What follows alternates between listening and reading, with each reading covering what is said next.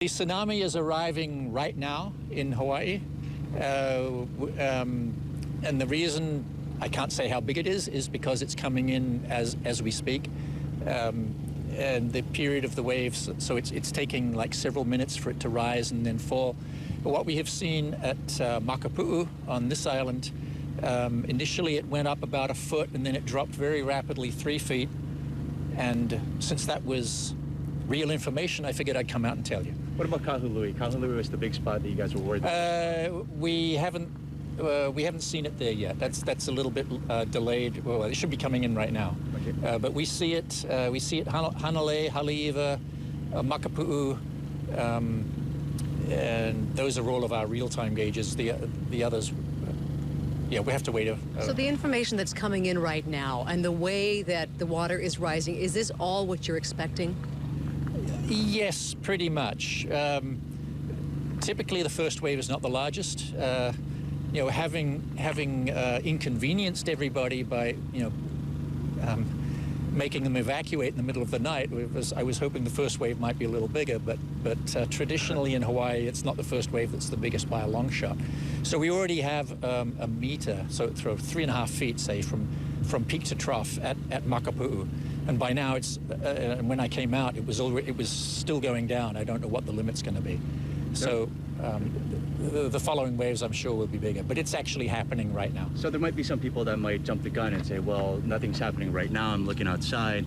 How long do you think it should take before we're able to give an all clear or anything else for that matter? If these waves turn out to be big, the all clear may take 6 or 7 hours. If they don't get big, then we would be able to cancel earlier. And actually, we do not issue the all clear. We just cancel the warning. The all clear is up to the county to decide whether there's any danger. Tell us a little bit more about how you're gathering this information. There are several tide gauges around the islands. Is that correct? And you're getting transmissions about every 15 seconds, and you're also paying attention to the cycles. Is that right? Yes. We have 13 gauges all around the islands,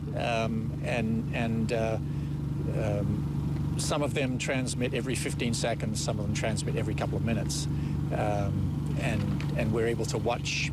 Basically, it's a float in a tube, and as water level rises and falls, the float goes up and down, and it gets relayed to us. What are some of the spots? And I know you mentioned a couple of them, Haleiwa, Kahului. What are some of the major spots that you're most concerned about as you start to see this trend or the trends develop and the information come in? Well, definitely Kahului and Hilo and Haleiwa. Actually, Kahului, Hilo, Haleiwa, and Hanalei, sort of the 4 bad bays. If you get a big tsunami anywhere, you get a big tsunami in all of them. And my understanding, too, is that it's not just those bays. It's once it gets between the islands, there's additional energy that can be generated. Is that correct? Oh, yeah. The energy bounces back and forth between the islands, and so the tsunami eventually hits every shoreline, even the shorelines on the lee side of the island, away from the advancing tsunami. When you look at the information that you have right now, how concerned are you?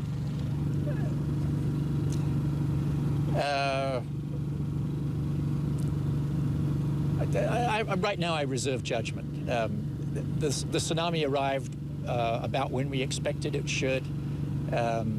I was expecting it to be a little bigger, but Second or third but you know, give me 10 minutes, I'll come back out and I'll give you an update. Okay, and by then you may have heard something yourself. Because I know you had said that it could possibly get up to 6 feet, possibly a little bit higher than that.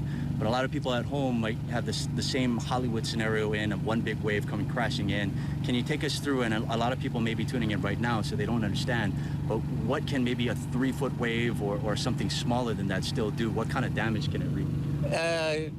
Well, a 3-foot wave, here we are at Ewa Beach, and the elevation right here is probably, I don't know, 6 or 7 feet. A 3-foot wave would flood the first couple of blocks in from the beach. It probably wouldn't knock the buildings down, but it would flood them.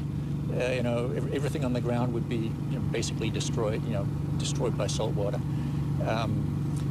a 3-foot wave coming into a narrow channel can rise up into a vertical wall, and that'll knock you down and beat you up and maybe drown you. Can you talk about the data that you just got at Makapu'u? Have you ever seen before that significant drop from 1 to 3 feet, and what does that mean exactly? Yeah, we saw the same thing from the Japan tsunami. Pretty much the same, and in fact the first wave also from the Japan tsunami was small.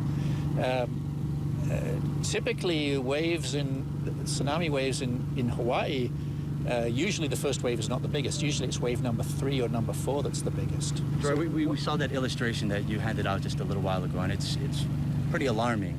How surprised are you, considering just the vast expanse of the ocean, that energy was coming straight towards us?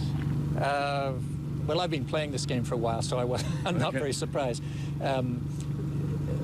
Basically, there is nothing between Canada and us that would scatter the energy. So once the beam is formed, it just basically points at us. Do we have